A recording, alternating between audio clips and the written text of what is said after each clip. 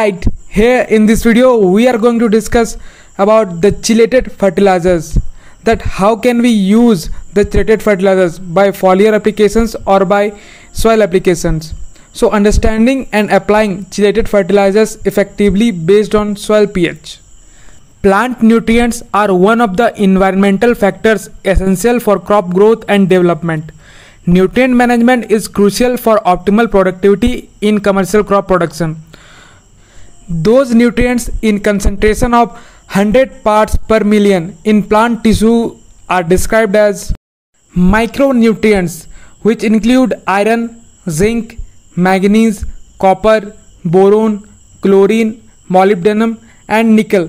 Micronutrients are such as ferric, iron, manganese, zinc, and copper are easily oxidized or precipitated in soil, and their utilization is therefore not efficient. Chelated fertilizers have been developed to increase micronutrient utilization efficiency. So, what is chelated fertilizer?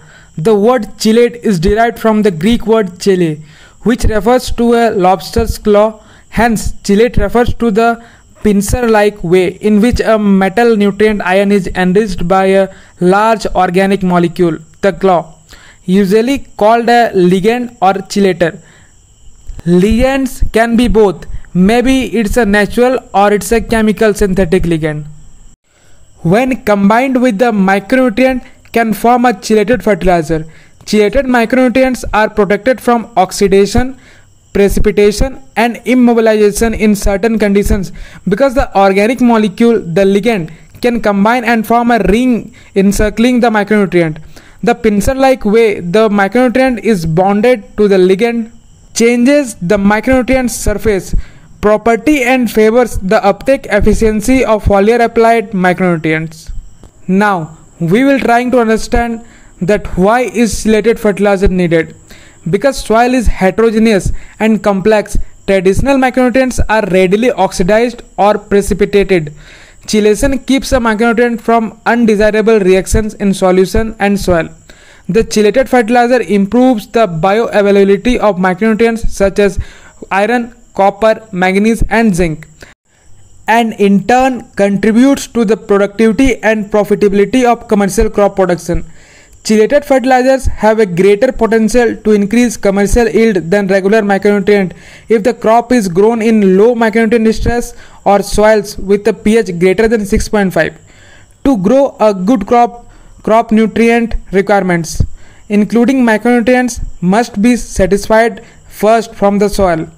If the soil cannot meet the CNR, crop nutrition requirement, then chelated sources need to be used. This approach benefits the plant without increasing the risk of eutrophication. Several factors reduce the bioavailability of iron, including high soil pH, high bicarbonate content. Plant species like grass species are usually more efficient than other species because they can excrete effective ligands, and abiotic stresses. Plants typically utilize iron as ferrous iron Fe2+. Ferrous iron can be readily oxidized to the plant unavailable ferric form like Fe3+.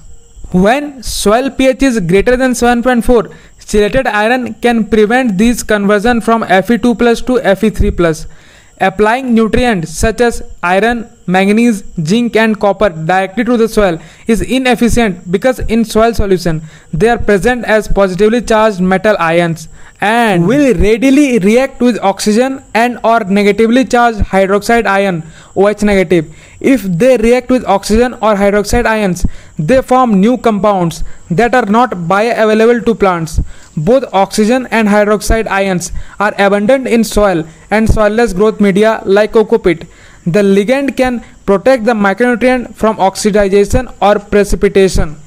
How to recognize iron deficiency in plants? The plant will show you yellow leaves and small abnormal fruits. Applying chelated fertilizers is an easy and practical correction method to avoid this nutrient disorder. For example, the oxidized form of iron is ferric Fe3+, which is not bioavailable to the plants and usually forms brown ferric hydroxide precipitation FeOH3. Ferrous sulfate, which is not a chelated fertilizer, is often used as the iron source. Its solution should be green. If the solution turns brown, the bioavailable form of iron has been oxidized and iron is therefore unavailable to plants.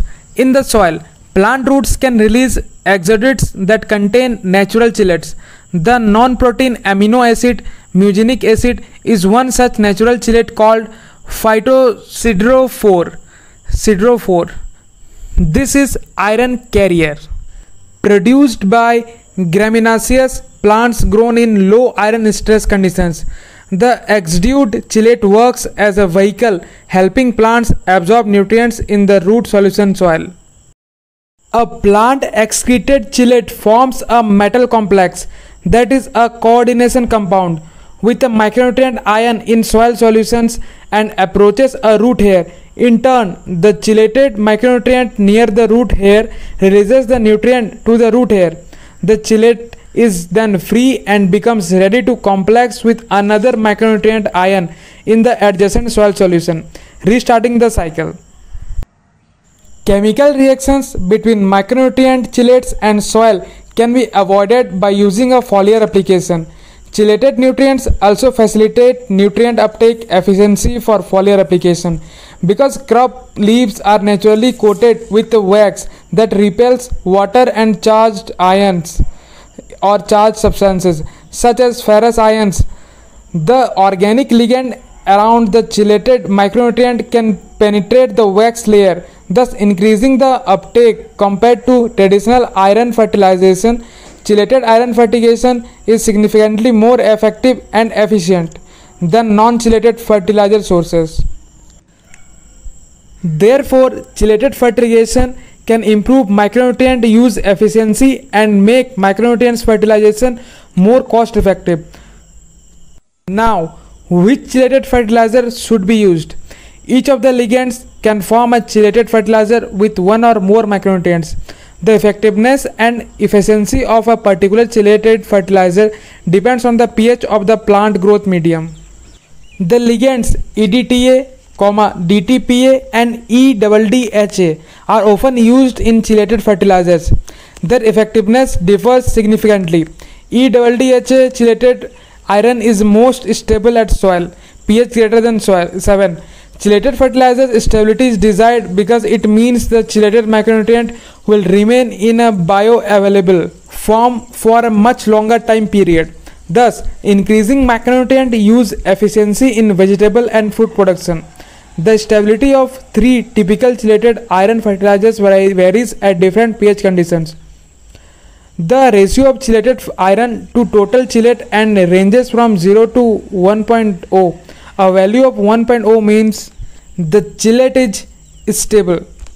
But at pH 7.5, only the ratio of EDDTA chelated iron is 1.0, that of DTPA chelated iron is only 0.5, and that of EDTA chelated iron is only 0.025. So in practice, EDDTA chelate iron fertilizer is most effective when pH is greater than but most costly according to crop yields. If you want to get more informative videos regarding plants biology, then don't forget to subscribe our channel and hit the like button, and also hit the bell icon to get the notification. So, Jai Jawan, Jai Kisan, Jai Hind. Thank you.